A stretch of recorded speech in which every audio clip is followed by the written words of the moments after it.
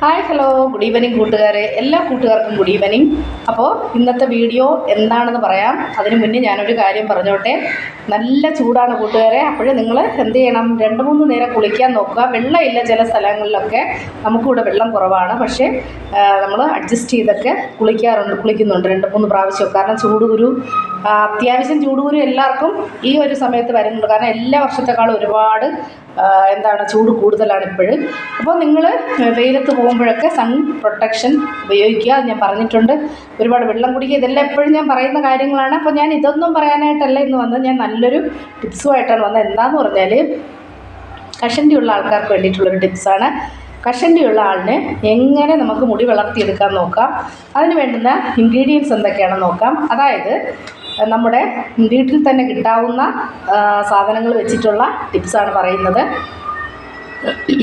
നമുക്ക് എല്ലാവർക്കും നെല്ലിക്ക അറിയാം. ഉണക്ക നെല്ലിക്ക, പച്ച നെല്ലിക്ക അറിയാം. കാട്ടു നെല്ലിക്ക, അതായത് നമ്മുടെ വലിയ നെല്ലിക്ക എടുത്തതിന് ശേഷം അതിനെ ചതച്ച് പിഴിഞ്ഞ് അതിൻ്റെ നീരെടുക്കുക. എത്ര നെല്ലിക്ക എടുക്കുന്നുവോ അതേ തുല്യ അളവിൽ ബ്രഹ്മി ചതച്ച് അതിൻ്റെയും നീരെടുക്കുക.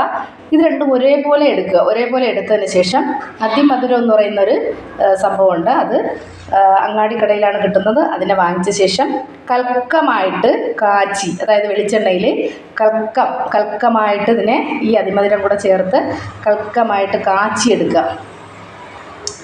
കാച്ചിയെടുത്തതിന് ശേഷം ഈ 2 ഇൻഗ്രീഡിയൻസും ഇതും കൂടെ, അപ്പോൾ 3 ഇൻഗ്രീഡിയൻസ്, ഈ 3 ഇൻഗ്രീഡിയൻസും കാച്ചിയെടുത്ത് നമ്മുടെ തലയോട്ടിയിൽ തേച്ച് പിടിപ്പിക്കുകയാണെങ്കിൽ 1 മാസം കൊണ്ട് തന്നെ എത്ര വലിയ കഷണ്ടി ഉണ്ടെങ്കിലും അവിടെ എന്ത് ചെയ്യും, മുടി കിളിർക്കും. അപ്പോൾ കൂട്ടുകാരെ, ഇത് ചെയ്തു നോക്കൂ. അപ്പോൾ ഇനിയൊരു ടിപ്സ് എന്ന് പറഞ്ഞാൽ, ഇപ്പോൾ കൊച്ചു കുട്ടികൾക്ക് ചൊറിച്ചിൽ, കരപ്പൻ ഇങ്ങനെയൊക്കെയുള്ള അസുഖങ്ങൾ വരുമ്പോഴത്തേക്ക് നമുക്ക് വീട്ടിൽ ചെയ്യാവുന്നൊരു റെമഡിയും കൂടി പറഞ്ഞുതരാം. എന്താണെന്ന് പറഞ്ഞാൽ, ഈ ചൂടുകാലത്ത് കുട്ടികൾക്ക് കരപ്പൻ വരും, മണ്ണൻ വരും, അങ്ങനെയൊക്കെയുള്ള അസുഖങ്ങൾ വരാറുണ്ട്. അങ്ങനെയുള്ളവർക്ക് നമുക്ക് വേപ്പിലയും മഞ്ഞളും അരച്ചിടുന്നത് നമുക്ക് എല്ലാവർക്കും അറിയാവുന്ന കാര്യമാണ്. പക്ഷേ അത് കരിക്കിൻ വെള്ളത്തിൽ അരച്ച് പുറത്തെല്ലാം തേച്ച് കൊടുക്കുക. വളരെ നല്ല റിസൾട്ടാണ്. അപ്പോൾ കൂട്ടുകാരെന്ത് ചെയ്യണം, അതൊക്കെ ചെയ്തു നോക്കുക. എന്തായാലും എല്ലാവർക്കും ഉപകാരപ്പെടുന്ന വീഡിയോ ആണ്.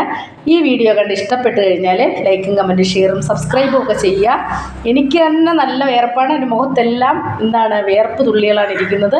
അപ്പോൾ കൂട്ടുകാരെ, ഞാൻ തന്നെ ഡെയിലി 3-4 പ്രാവശ്യം കുളിക്കാറുണ്ട്. പക്ഷേ ഇവിടെ വെള്ളം കുറവാണ്. എന്നാലും അഡ്ജസ്റ്റ് ചെയ്ത് കുളിക്കാറുണ്ട്.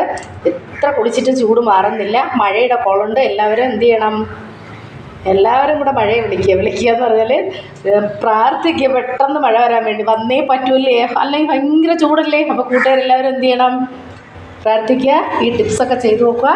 അപ്പോൾ അടുത്ത ടിപ്സുമായിട്ട് എന്ത് ചെയ്യാം, നാളെ കാണാം. ടാറ്റാ, ബൈ.